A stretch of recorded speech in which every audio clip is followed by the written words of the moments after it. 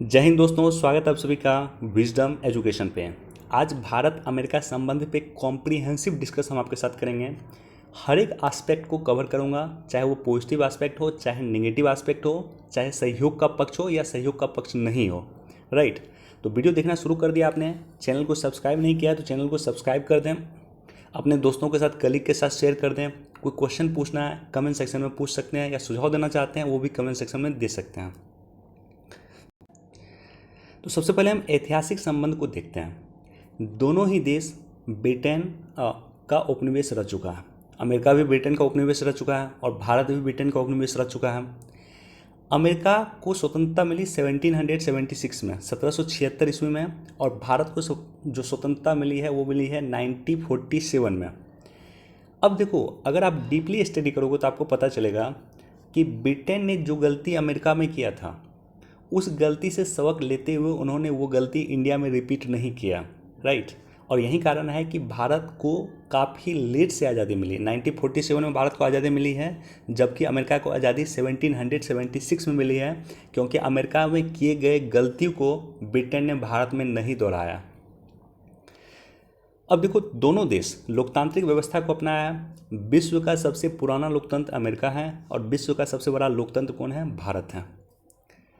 1893 का शिकागो धर्म सम्मेलन भारत को विश्व मानव पटल पर प्रतिष्ठित करने का काम किया था आध्यात्मिक रूप से। किसने? तो विवेकानंद जी ने। इसलिए ये काफ़ी इम्पॉर्टेंट समिट हुआ था, शिकागो धर्म सम्मेलन, जो हुआ था 1893 ईस्वी में। अब देखो, मार्टिन लूथर किंग, अमेरिका के मार्टिन लूथर किंग पे गांधी जी का स्पष्ट प्रभाव है।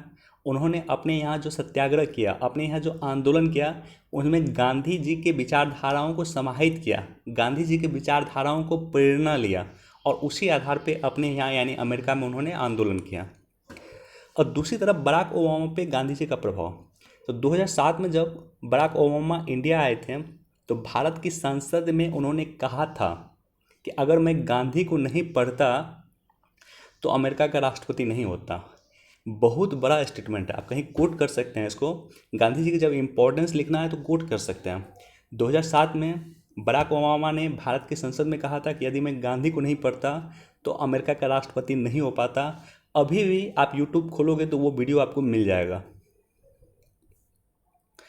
अब देखो, अमेरिका पूंजीवादी अर्थव्यवस्था रहा है और भारत क्या किया है कि मिश्रित अर्थव्यवस्था को अपनाया। भारत पूंजीवादी अर्थव्यवस्था को नहीं अपनाया, भारत मिश्रित अर्थव्यवस्था को अपनाया, जिसमें कुछ प्रभाव, कुछ गुण पूंजीवादी अर्थव्यवस्था के भी हैं और कुछ गुण, कुछ प्रभाव जो है वो समाजवादी अर्थव्यवस्था के भी हैं। दोनों के मिक्स्ड रूप को भारत ने अपनाया। शीत युद्ध के दौरान जहां अमेरिका ने पश्चिमी देशों का नेतृत्व किया, शीत युद्ध के दौरान आपको पता है कि दो पिलर रहे हैं, एक धुरी रहा अमेरिका का धुरी और एक रहा सोवियत संघ की धुरी। भारत इन दोनों धुरी में शामिल नहीं हुआ। भारत गुटनिरपेक्ष दल का लीड किया है, गुटनिरपेक्ष आंदोलन को लीड करने का काम किया था भारत ने। बावजूद इसके भारत का कुछ झुकाव रशिया की तरफ था उस समय में, लेकिन 1990 आते आते काफ़ी परिस्थिति चेंज हो गई। उसका दो तीन रीज़न हुआ। एक रीज़न यह हुआ कि रशिया का विघटन हो गया। दूसरा रीज़न ये हुआ कि 1990 के दशक में हमारे देश में जो है फॉरेक्स रिजर्व की काफ़ी कमी हो गई थी और हमें विदेश से लोन चाहिए था।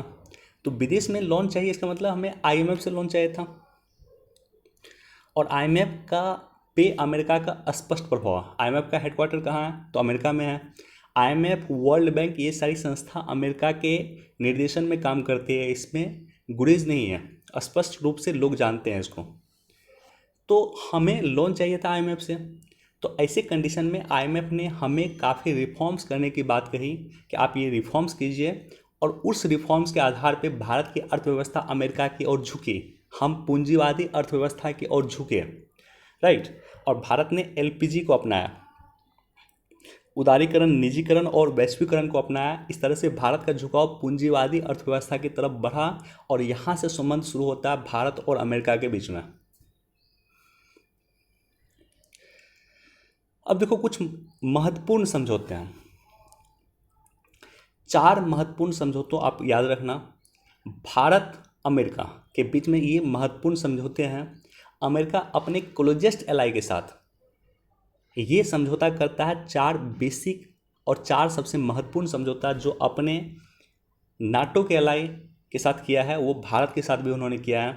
पहला है GSOMIA। देखो पहला ये है सामान्य सैन्य सुरक्षा समझौता, ये वाली GSOMIA इसको कहा जाता है, 2002 में ये साइन हुआ।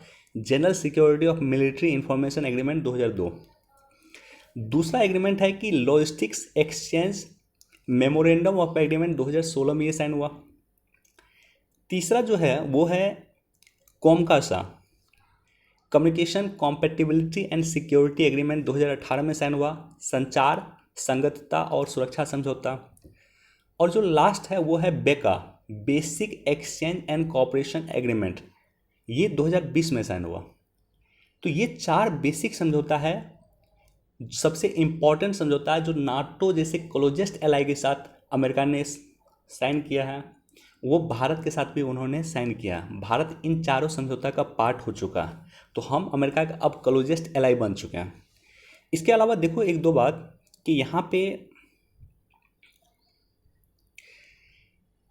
भारत अमेरिका परमाणु समझौता काफ़ी इम्पोर्टेंट समझौता था जो 2008 में भारत अमेरिका ने साइन किया था। और इसके अलावा एक और इम्पॉर्टेंट समझौता है भारत अमेरिका सामरिक सुरक्षा ऊर्जा भागीदार, ये 2017 में साइन किया है। इस पर डिस्कस करूंगा नीचे में, जब भारत अमेरिका ऊर्जा संबंधों को लेकर के डिस्कस करूंगा तो मैं यहाँ पे डिस्कस कर दूंगा इस टॉपिक पे। और साथ ही साथ एक और समझौता याद रख लेना, आतंकवाद विरोधी द्विपक्षीय संयुक्त कार्यदल बैठक 2019। तो आतंकवाद के विरोध पे दोनों देश ने द्विपक्षीय कार्यदल की स्थापना किया है, इसका 2019 में इन्होंने स्थापना किया था। अब देखो ये जो लास्ट 3 समझौता है, कोमकासा हो गया, आतंकवाद विरोधी पे द्विपक्षीय संयुक्त कार्यदल हो गया और बेका हो गया, ये तीनों समझौता ने जो है 2+2 वार्ता के दौरान किया भारत अमेरिका ने। 2+2 वार्ता की शुरुआत होती है 2018 में, उस समय में कोमकासा साइन किया गया था, ये मुलाकात हुई थी दिल्ली में। 2019 में मुलाकात हुई है, 2+2 की वार्ता हुई थी, वो हुई थी आपको अमेरिका में, उसमें ये साइन किया गया था। और 2020 में फिर जो है मुलाकात हुई थी दिल्ली में, तो बेका साइन किया गया था, 27 अक्टूबर 2020 को हुआ था। और 21 में फिर अमेरिका में मुलाकात होगी, राइट। 2+2 वार्ता क्या है नीचे डिस्कस कर दूंगा आपके साथ। अब देखो रणनीतिक महत्व क्या है, भारत अमेरिका के बीच में जो रणनीतिक महत्व है या हिंद प्रशांत क्षेत्र का महत्व है वो क्या है। तो हिंद प्रशांत क्षेत्र में भारत और अमेरिका ने आसियान को केंद्र में रखते हुए एक स्वतंत्र खुले समायोजित और समृद्ध हिंद प्रशांत की अवधारणा दिया।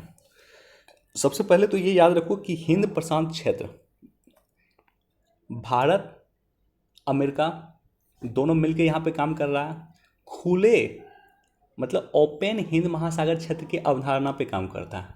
यानी यहाँ पे किसी की खास करके चाइना को इनकाउंटर करने के लिए वर्ड किया गया है, चूँकि चाइना जिस तरह से अतिक्रमण कर रहा है अपने अधिकारों का, हम देखते हैं दक्षिणी चीन सागर में किस तरह से चाइना अपने अधिकारों का अतिक्रमण कर रहा है, इसलिए भारत और अमेरिका मिल के इस पर काम करते हैं। और साथ ही साथ ये जो वर्ड है हिंद प्रशांत क्षेत्र, ये वर्ड अमेरिका यूज करता है भारत के संदर्भ में। इस रीजन को जो है वो हिंद प्रशांत क्षेत्र कहते हैं, जबकि चाइना और रशिया की कड़ी आपत्ति है। चाइना और रशिया कहते हैं कि हिंद प्रशांत क्षेत्र ना कह के इसे एशिया पैसिफिक क्षेत्र कहा जाए, एशिया प्रशांत क्षेत्र कहा जाए। अब देखो एशिया प्रशांत क्षेत्र कहा जाएगा तो उसमें क्या होगा कि एशिया का सबसे इम्पोर्टेंट देश कौन है, सबसे पावरफुल देश कौन है, चाइना है। तो एशिया प्रशांत क्षेत्र कहा जाएगा, इसका मतलब है कि उसमें चाइना की महत्ता अधिक है। हिंद प्रशांत क्षेत्र कहा जाएगा, इसका मतलब हिंदुस्तान की महत्ता उसमें अधिक है। तो इसलिए इस वर्ड को लेकर के ही हिंद प्रशांत क्षेत्र, इसे जो वर्ड यूज करता है अमेरिका, इसको लेकर के ही आपत्ति है चाइना और रशिया की। और देखो इसी उद्देश्य से क्वाड की स्थापना हुआ। देख रहे हैं हम किस तरह से क्वाड फंक्शनिंग कर रहा है। पहली बार क्वाड के राष्ट्रीय अध्यक्षों की मुलाकात हुई है इसी वर्ष। तो क्वाड की स्थापना भी इसी उद्देश्य से किया गया है और उसका मूल मकसद है चाइना को किस तरह से हमें इनकाउंटर करना। अब देखो 2+2 वार्ता क्या होती है। अभी तक 3 2+2 वार्ता हुई है। हमने आपके साथ बताया कि पहला में क्या हुआ एग्रीमेंट, कोमकासा हुआ था, दूसरा में क्या हुआ और तीसरा में बेका साइन हुआ था। 2+2 क्या होता है, भारत के रक्षा मंत्री और भारत के विदेश मंत्री, अमेरिका के रक्षा मंत्री और अमेरिका के विदेश मंत्री जब मिल के किसी सामरिक महत्व की बात सामने महत्व के टॉपिक पे डिस्कस करते हैं तो उसे कहा गया 2+2 वार्ता। मतलब एक वार्ता होती है, एक मीटिंग होता है जिसमें एक तरफ भारत के विदेश मंत्री होते हैं, भारत के रक्षा मंत्री होते हैं, दूसरी तरफ अमेरिका के विदेश मंत्री होते हैं, अमेरिका के रक्षा मंत्री होते हैं। ये चारों मिलके वार्ता करते हैं, चारों मिलके किसी कंक्लूजन पे पहुंचते हैं, कोई एग्रीमेंट साइन करते हैं। तो इसे ही कहा गया 2+2 वार्ता। रणनीतिक तौर पे ये काफ़ी इम्पॉर्टेंट वार्ता है। भारत इस तरह की वार्ता का आयोजन महज जापान और ऑस्ट्रेलिया के साथ ही करता है। तो तीसरा देश है अमेरिका जिसके साथ हम इस तरह की वार्ता का आयोजन करते हैं। अब देखो रक्षा संबंध। रक्षा संबंध में जो है STA 1 का दर्जा दिया। अमेरिका ने भारत को 2019 में STA 1 का दर्जा दिया। क्या होता है STA 1? Strategic trade authorization. Strategic trade authorization इसे कहा गया। ये दर्जा अमेरिका ने नाटो के सहयोगियों को दिया, जो नाटो के देश हैं उसको दिया है, और साथ ही साथ ऑस्ट्रेलिया, जापान और दक्षिण कोरिया को ही यह दर्जा दिया गया है। नाटो के सहयोगी ऑस्ट्रेलिया, जापान और दक्षिण कोरिया के बाद भारत अगला देश है जिसे ये दर्जा दिया गया। अब इसमें क्या है कि 90% दोहरे उपयोग करने की तकनीक, इसके लिए वासेनार कन्वेंशन साइन हुआ था, उस पर बाद में डिस्कस कर दूंगा। लेकिन 90% दोहरे उपयोग की जो तकनीक है, जिसमें जैविक हथियार आ जाते हैं, जिसमें रासायनिक हथियार आ जाते हैं, जिसमें सुरक्षा के लिए हथियार आ जाते हैं, जिसमें ड्रोन टेक्नोलॉजी आ जाता है, ये सब पे हमारी पहुंच हो गई। हम चाहें तो अमेरिका से ये सारी की सारी टेक्नोलॉजी यूज कर सकते हैं, मंगा सकते हैं, ले सकते हैं, परचेज कर सकते हैं, खरीद सकते हैं, राइट। अब देखो भारत अमेरिका से MH-60 रोमियो हेलीकॉप्टर जो मंगाया है, अभी देख रहे होगे आप किस तरह से अपाचे हेलीकॉप्टर का यूज हो रहा है देश भर में। तो ये हमने अमेरिका से बनाया है। इस तरह से anti ballistic missile defence system भी हम अमेरिका से परचेज किए हैं। S-400 याद रखना, S-400 हमने रसिया से परचेज किया है, जो anti ballistic missile defence system है। यानी हमारे पे अगर किसी ने मिसाइल दागा है तो ये उसको रोकने का काम करेगा। और इसी तरह से हमने अमेरिका से इसी तरह का सिस्टम मंगाया है। अब देखो मानव तस्करी, हिंसा, अतिवाद, साइबर अपराध, ड्रग्स तस्करी, ये सब पे भारत और अमेरिका दोनों मिलके काम कर रहे हैं, राइट। हाल में साइबर सिक्योरिटी के लिए हमने देखा कि भारत साइबर सिक्योरिटी को लेकर के किस तरह से अमेरिका से रिक्वेस्ट किया है, और फिर साइबर सिक्योरिटी पर भी दोनों देश मिलके काम करेंगे। अब देखो ऊर्जा और तकनीक क्षेत्र में सहयोग। भारत तेल और प्राकृतिक गैस का आयात करना शुरू कर दिया है। किससे? तो अमेरिका से। अमेरिका से हमने परचेज करना शुरू कर दिया है। हम सऊदी अरबिया पे अपनी डिपेंडेंसी कम कर रहे हैं, इसलिए हम अमेरिका से भी इसका आयात करना शुरू कर दिया। अब दूसरा देखो, भारत अपना रणनीतिक तेल भंडार, स्ट्रेटजिक पेट्रोलियम रिजर्व, SPR पे हमने कई बार डिस्कस किया। भारत के तहत भारत में जो है 5 जगह SPR बना हुआ है। SPR क्या होता है? रणनीतिक तेल भंडार क्या होता है कि ज़मीन के नीचे जो है वहाँ पे हम तेल स्टोर करके रखते हैं। अब हमारे पास ज़मीन कम है, तो इसलिए अमेरिका के पास चूँकि ज़मीन काफ़ी ज़्यादा है, तो हमने अमेरिका से रिक्वेस्ट किया है कि हम अमेरिका से तेल खरीदेंगे और वहीं पे एक पेट्रोलियम रिजर्व बना देंगे, ज़मीन के नीचे रख देंगे तेल को। अमेरिका में ही अमेरिका से तेल खरीदेंगे भी और वहीं पे हम पेट्रोलियम रिजर्व बना देंगे। भविष्य में जब हमें ज़रूरत होगा तो हम अमेरिका से वो चीज़ें मंगा लेंगे। हम अमेरिका से अपने जो स्ट्रेटेजिक पेट्रोलियम रिजर्व जो हमने अमेरिका में बनाया है वहाँ से तेल हम मंगा लेंगे, राइट। अब देखो मेक इन इंडिया में सहयोगी के रूप में काम कर रहा है। अमेरिका की कई कंपनी हैं, गूगल हो गया, अमेजॉन हो गया, फेसबुक हो गया, माइक्रोसॉफ्ट हो गया, ये भारत की मेक इन इंडिया के साथ सहयोग के रूप में काम कर रही है। और भारत इन कंपनियों का सबसे बड़ा मार्केट है। गूगल का बहुत बड़ा मार्केट है भारत, इसी तरह से फेसबुक का बहुत बड़ा मार्केट है, अमेजॉन का बहुत बड़ा मार्केट है। तो निश्चित तौर पे भारत के लोगों के साथ मेक इन इंडिया के रूप में काम कर रही है। भारत के मार्केट को डेवलप करने का ये कंपनी काम कर रही है। अब देखो व्यापारिक संबंध पे चलते हैं। व्यापारिक संबंध पे अगर आप देखोगे तो भारत अमेरिका का 2018-19 में सबसे बड़ा व्यापारिक साझेदार रह चुका है। 19-20 में भी अमेरिका का सबसे बड़ा व्यापारिक साझेदार रहा है। और 20-21 में इधर सुनने में आ रहा है कि फिर चाइना सबसे बड़ा व्यापारिक साझेदार बनने वाला है। लेकिन अमेरिका का सबसे बड़ा व्यापारिक साझेदार भारत का सबसे बड़ा व्यापारिक साझेदार अमेरिका रहा है, इसमें कोई दो राय नहीं है। 1819 में, 1920 में अमेरिका का भारत का सबसे बड़ा व्यापारिक साझेदार अमेरिका रहा है। और सबसे खास बात क्या है, जैसे चीन के साथ जो हम व्यापार करते हैं, तो चीन के साथ हमारी ट्रेड डेफिसिट है, हमें घाटा होता है व्यापार में। अमेरिका के साथ हमें लाभ होता है। इसलिए अमेरिका के साथ जितना व्यापार बढ़ाया जाएगा उतना अच्छा है, और चीन के साथ जितना व्यापार घटाया जाएगा उतना अच्छा है। तो 20 से 25 अरब डॉलर प्रत्येक वर्ष भारत जनरेट करता है, भारत कमाता है अमेरिका से।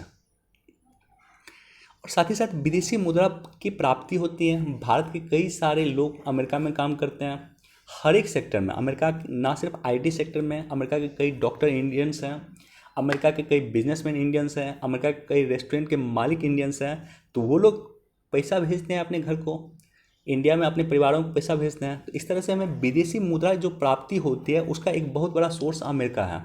तो ये सारे के सारे सकारात्मक पक्ष हैं जो भारत अमेरिका संबंध के बीच में दिखाई देते हैं। अब देखो अन्य पक्ष, अन्य सकारात्मक पक्ष भी अगर आप देखोगे कि अमेरिका की 1% आबादी, 1% से अधिक आबादी जो है भारतीय है। लगभग 4 लाख के आसपास अमेरिका की जो आबादी है वो इंडियंस है, सॉरी 40 लाख के आसपास। अमेरिका की टोटल आबादी है 35 करोड़ के आसपास, और लगभग 40 लाख के आसपास जो है उसमें इंडियंस हैं। और ये जो इंडियंस हैं वो काफ़ी बड़े पद पे हैं। आपने देखा होगा कि बाइडेन प्रशासन का जो इम्पोर्टेंट पद है उस पर काफ़ी इंडियंस काम कर रहे हैं। इसलिए कोरोना महामारी के समय में जब अमेरिका ने भारत को कच्चा माल देने से मना किया तो काफ़ी दबाव आया अमेरिका के अंदर से ही। अमेरिका के कई सारे सांसद इंडियंस हैं, निश्चित तौर पर उनका झुकाव इंडिया की तरफ है। अमेरिका के जो वाइस प्रेसिडेंट है, उपराष्ट्रपति हैं, वो भी इंडियंस हैं, कमला हैरिस जो है वो इंडियंस है। अब देखो न्यूक्लियर सप्लाई ग्रुप और यूनाइटेड नेशन सिक्योरिटी काउंसिल के जो है परमानेंट सदस्य, ये दोनों के लिए अमेरिका भारत का समर्थन करता है। America nuclear supply group NSG का समर्थन करता है कि भारत को एनएसजी का पार्ट होना चाहिए, और साथ ही साथ यूनाइटेड नेशन सिक्योरिटी काउंसिल का भी पार्ट होना चाहिए। इसके लिए भी भारत का समर्थन करता है अमेरिका। और हमने देखा है कि कई सारे टेररिस्ट को, जैसे पाकिस्तान का एक टेररिस्ट था मसूद अजहर, इसको हमें यूनाइटेड नेशन की प्रतिबंधित सूची में शामिल करना था, वहाँ भी अमेरिका ने भारत का मदद किया था। तो देखो ये पॉजिटिव संबंध है, यानी सकारात्मक संबंध है अमेरिका और भारत के बीच में, जिसके बारे में हमने डिस्कस किया है। अब देखो नेगेटिव संबंध क्या है, यानी चुनौती कहाँ है। तो पहला चुनौती है तालिबान मुद्दा को लेकर के। जिस तरह से अमेरिका एग्जिट हो रहा है तालिबान अफगानिस्तान से, निश्चित तौर पे भारत के लिए चुनौती का सबब है, क्योंकि भारत ने $3 बिलियन से अधिक इन्वेस्टमेंट किया हुआ है अफगानिस्तान में। अगर अफगानिस्तान से अमेरिकी सेना वापस चली जाएगी, जो कि चली ही जाएगी, 11 सितंबर 2021 से पहले अमेरिकी सेना चली जाएगी, और नाटो की सेना जो है, जो अफगानिस्तान में है, जो शांति बहाल करने के लिए आई हुई थी, वो चली जाएगी। ऐसी कंडीशन में तालिबान का प्रभाव बढ़ जाएगा अफगानिस्तान पे।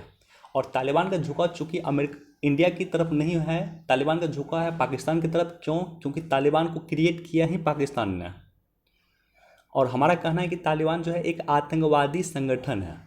इसलिए भारत ने कोई फॉर्मल मीटिंग तालिबान के साथ नहीं किया आज तक, फॉर्मल रिलेशन तालिबान के साथ नहीं इस्टेब्लिश किया।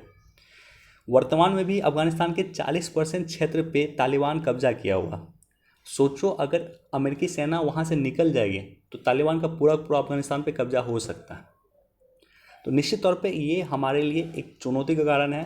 अमेरिका जिस तरह से छोड़ के जा रहा है अफगानिस्तान, भारत के लिए वो चुनौती का सबब है। साथ ही साथ S-400 मिसाइल जो हमने रसिया से परचेज किया, अमेरिका ने काफ़ी हमें क्रिटिसाइज किया, अमेरिका ने धमकी दिया, बावजूद इसके हमने ये परचेज किया। अब देखो अमेरिका में 2017 में एक कानून आया था जिसको कहते हैं काटसा कानून, countering America's adversaries through sanction act. CAATSA कानून इसे कहा जाता है। इस कानून के तहत अमेरिका उन देशों को प्रतिबंधित कर सकता है जो रसिया से, ईरान से या उत्तरी कोरिया से, रसिया से, ईरान से और दक्षिणी कोरिया से किसी भी तरह का संबंध स्थापित करता हो या कोई हथियार खरीदता हो। तो इस एक्ट के तहत भारत को भी प्रतिबंधित कर सकता है अमेरिका। प्रतिबंध का तलवार हमारे सर पे लटका हुआ है, इसमें कोई दो राय नहीं है। क्यों? क्योंकि हमने S-400 मिसाइल परचेज किया है, किससे? रशिया से। अब देखो, ईरान परमाणु समझौता से अमेरिका का अलग होना, परमाणु समझौता से अमेरिका अलग हो गया, ठीक है, कोई इशू नहीं है, लेकिन साथ ही साथ अमेरिका ने कहा कि जो हमारे सहयोगी देश हैं, अगर कोई भी देश ईरान से संबंध स्थापित करेगा या ईरान से तेल खरीदना चालू रखेगा तो हम उस पर प्रतिबंध लगा देंगे। भारत पे भी दबाव बढ़ा और भारत ने फाइनली ईरान से तेल खरीदना बंद कर दिया। हमें ईरान से तेल जो है सस्ता मिलता था सऊदी अरबिया के कंपेयर। साथ ही साथ हम इंडियन करेंसी में भी ईरान से तेल परचेज कर सकते थे, राइट। हमारे लिए ईरान से तेल खरीदना काफ़ी फायदेमंद सौदा था, लेकिन अमेरिका के दबाव में भारत ने तेल खरीदना बंद कर दिया ईरान से। तो निश्चित तौर पे ईरान न्यूक्लियर डील से जिस तरह से बाहर हो गया अमेरिका, भारत के लिए एक अच्छा संकेत नहीं था। और उम्मीद करते हैं बाइडेन प्रशासन आने के बाद जिस तरह से फिर से मीटिंग हो रही है ईरान न्यूक्लियर डील को लेकर के, अमेरिका अगर फिर से शामिल हो जाएगा ईरान न्यूक्लियर डील में तो भारत के लिए वो अच्छा कदम होगा। भारत पुनः ईरान के साथ अपने संबंधों को कायम कर पाएगा, राइट। अब देखो, जीएसपी से बाहर कर दिया भारत को। 190 मिलियन डॉलर के जो उत्पाद होते थे, जिसमें चमड़ा वगैरह होता था, जिसमें छोटे छोटे उत्पाद होते थे, तो अमेरिका क्या होता था कि इस पर टैरिफ नहीं लगाता था। ट्रंप प्रशासन ने 190 मिलियन डॉलर के उत्पाद को टैरिफ लगाना शुरू कर दिया, जीएसपी से बाहर कर दिया। जीएसपी क्या होता है? जनरलाइज सिस्टम ऑफ प्रेफरेंस कहा जाता है इसको। जनरलाइज सिस्टम ऑफ प्रेफरेंस क्या होता है कि ऐसे उत्पाद, मान लो किसी गरीब देश का कोई उत्पाद है तो हम उस पर जो है टैक्स नहीं लगाएंगे, टैरिफ नहीं लगाएंगे। तो यहाँ पे भारत को बाहर कर दिया है अमेरिका ने। अब देखो, एक बहुत इंपॉर्टेंट विवाद था हार्ले डेविडसन बाइक विवाद। लगभग ये बाइक जो है भारत में 15-16 लाख रुपए में मिलती है। इंडिया इस पर 100% से भी अधिक टैरिफ लगाता है। अमेरिका का कहना है कि इस टैरिफ को कम कीजिए। जब भी डोनाल्ड ट्रंप भारत के प्रधानमंत्री से मिलते थे तो इस बाइक का जरूर जिक्र करते थे कि आप अपने यहाँ हार्ले डेविडसन बाइक पे जो टैरिफ लगाते हैं उस टैरिफ को कम कीजिए। अब देखो, सोलर प्लेट और कृषि सब्सिडी का जो मुद्दा, सोलर प्लेट मुद्दा, कृषि सब्सिडी मुद्दा, अमेरिका भारत के खिलाफ गया हुआ डब्ल्यूटीओ में। डब्ल्यूटीओ में दोनों देश एक दूसरे के खिलाफ यहाँ पे गए हुए हैं। भारत पे अमेरिका जो है आरोप लगाता, अमेरिका का आरोप है कि भारत जो है कृषि सब्सिडी भारत को नहीं दिया जाना चाहिए, ठीक है, अपने किसानों को जो सब्सिडी दिया जा रहा है उसको बंद किया जाना चाहिए। तो ये दोनों मुद्दा को लेकर के अमेरिका डब्ल्यूटीओ में गया हुआ भारत के खिलाफ। अब देखो, डाटा लोकलाइजेशन और मास्टर कार्ड इशू, भारत की कई कंपनियां जो हैं, आईटी सेक्टर की जो कई कंपनियां हैं वो उस पर अमेरिका का प्रभुत्व है, राइट। बहुत सारी कंपनियां या अमेरिका की कंपनियां प्रत्यक्ष तौर पे भारत पे काम कर रही हैं। जैसे गूगल हो गया, गूगल पे हम लोग यूज करते हैं, फेसबुक हो गया, फेसबुक यूज करते हैं, व्हाट्सएप हम लोग यूज करते हैं, यूट्यूब हम लोग यूज करते हैं। तो ये सारी की सारी कंपनियां भारत में एक अच्छी पकड़ बनाई हुई है। ऐसी कंडीशन में क्या होता है, जैसे मान लो गूगल पे आप कोई पेमेंट करते हैं तो आपका जो भी डाटा है, आपके कार्ड नंबर हो गया, आपका नाम हो गया, पिताजी का नाम हो गया, एड्रेस हो गया, जो भी है डाटा, वो डाटा स्टोर हो जाता था अमेरिका में। भारत सरकार ने कहा कि नहीं, एक काम कीजिए आप, ठीक है गूगल पे से पे करेंगे लोग यहाँ पे, लेकिन ये जो डाटा है ये डाटा भारत की सीमा के भीतर में स्टोर होना चाहिए। इसके लिए आप भारत में ही काम कीजिए, भारत में स्टोरेज सेंटर की स्थापना आप कीजिए। अमेरिका इससे ना नुकुर रहा है, राइट। अमेरिका अभी तक इस पर सहमति नहीं जताया है, लेकिन भारत ने कड़ी आपत्ति दर्ज किया है कि इसको भारत की सीमाओं में ही स्टोर किया जाना चाहिए, भारत का डाटा भारत की सीमाओं में ही रहेगा। तो इसको लेकर के विवाद चल रहा है। भारत की डेयरी उद्योग अमेरिका के लिए खुला नहीं है। अमेरिका लगातार कहता है कि आप अपने यहाँ हमें इजाज़त दीजिए कि हम अपना डेयरी उत्पाद भारत में बेच सकें। भारत का कहना है कि हम अगर हम आपको इजाज़त देंगे तो आप सस्ते दाम पे अपना डेयरी उत्पाद भारत में बेचिएगा, जिससे भारत की जो लोकल इंडस्ट्रीज है वो काफ़ी प्रभावित होगी, जो भारत के किसान हैं वो काफ़ी प्रभावित होंगे। तो इसलिए अभी हम आपको इसका इजाज़त नहीं दे सकते, अभी हम आपको परमिशन नहीं दे सकते। और साथ ही साथ भारत के लोगों में यूएसए के प्रति विश्वास की कमी है। कोरोना महामारी के समय में हमने देखा, जब कोरोना महामारी की दूसरी लहर चल रही थी तो किस तरह से अमेरिका ने तत्कालिक रूप से भारत को कोरोना वैक्सीन के कच्चे माल देने से मना कर दिया था। राष्ट्रवाद का हवाला देकर अमेरिका ने भारत को कच्चे माल देने से मना किया। जब अमेरिका के लोगों ने का प्रेशर पड़ा अमेरिका के राष्ट्रपति पे, अमेरिका के प्रशासन पे, जिसमें काफ़ी मात्रा में इंडियंस हैं वहाँ पे जो निवास करते हैं, तब अमेरिका फाइनली एग्री हुआ है। तो इस तरह से विश्वास की कमी है लोगों में, राइट।